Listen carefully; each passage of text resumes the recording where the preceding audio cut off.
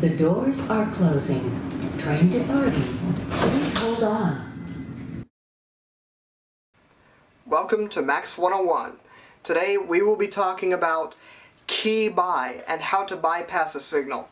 Now before really talking about this, you may need to watch episode 9 on my ATS magnets video. Basically what you need to know is how they work and that ATS magnets generate a magnetic field by default. If you're sitting there at a red signal or some other restrictive thing, by default the magnets are active and generating a magnetic field. And then when your train drives over it, if that's active, it will stop your train. But on a clear signal, the magnetic field goes away and your train can go over it untouched. Now normally what would happen is you would pull up to a call loop and you would select your signal, which I talked about that as well, and then your switches and signals should be set properly to continue down the alignment. But like we've said before, this is not a perfect world. Remember at the beginning of this when I was like, okay, for now we're just going to assume everything is a perfect world. We are getting into the stuff now where what you do when you realize that this is very much not a perfect world. So when you are at a call loop and you select your signal, well, that signal doesn't look like it's changing, or whatever may happen. So that's what we'll be talking about today, is how you can still proceed forward even if a signal is red. Last thing before we really start getting into it, I talked about this on episode 27, but if you are bypassing a dwarf signal, so if you're running trains reverse traffic, if you're going on the wrong rail in other words, then if you all dwarf signals can only show a red aspect. These are for trains going in the other direction. All they do is they protect the power switches, and they only show a red aspect. And so the magnet for those signals is always active.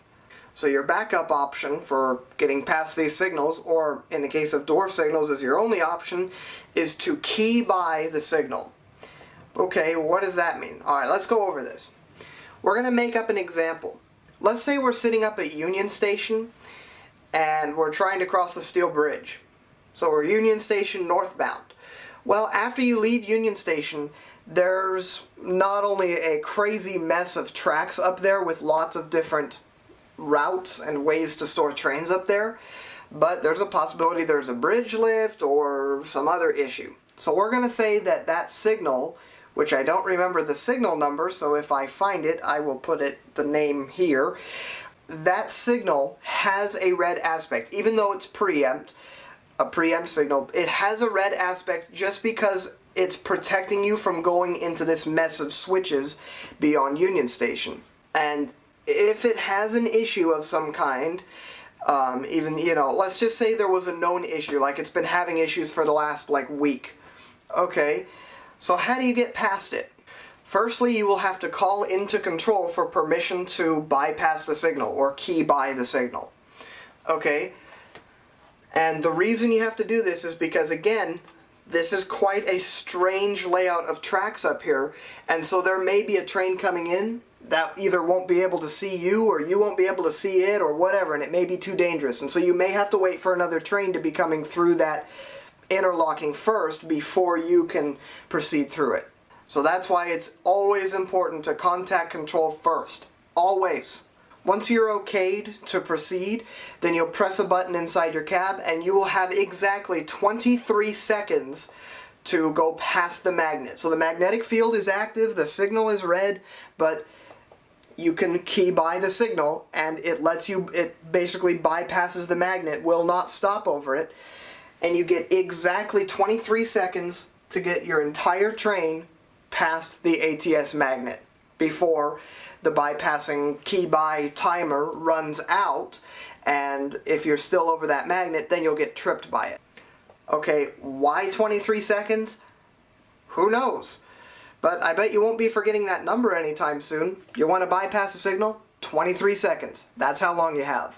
While going through a section like this, because the signal didn't show you exactly how your route is set up, and because it's just much safer this way, you must stop at every switch point and observe it and make sure it is set correctly before proceeding further down the alignment. at every switch point. So you have to go through and stop, make sure that it's set properly, then go to the next switch if there's one, observe it, make sure it's set properly, every single time. And you'll keep doing that until you get to the next call loop, where hopefully your signal is working properly. And so you'll stop your train on that call loop and just call it like normal, and hopefully that one isn't broken too, and you'll be able to keep going. Having these signal issues doesn't happen too often, where you'll have to key by certain areas, but occasionally on some of the older signals, or where there's complex interlockings, the most dangerous sections of track basically, have issues sometimes, and especially the Rose Quarter area, although I'm sure Rose Quarter's been fixed, but there are many sections of tracks in the station and around the station where sometimes the signals think there's a train in the track when there's not, or the signals just don't work properly. Again, with the Steel Bridge project, they were supposed to replace the signals, which they did on the Steel Bridge, but the ones at Rose Quarter I'm pretty sure are still the same.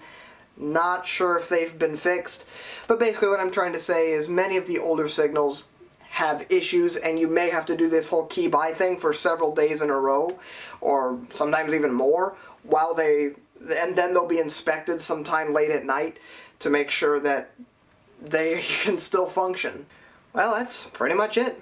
Again, if you want to see any of those videos that came up in the cards earlier, they're up in there right now. You can go click on them if you want, or I post links in the description. That is it for this episode, and I believe I have a bonus episode. Yeah, I should have a bonus episode coming out tomorrow for something that I should have talked about, but I didn't really know about. You'll just have to see what I mean next time, and I'll see you then.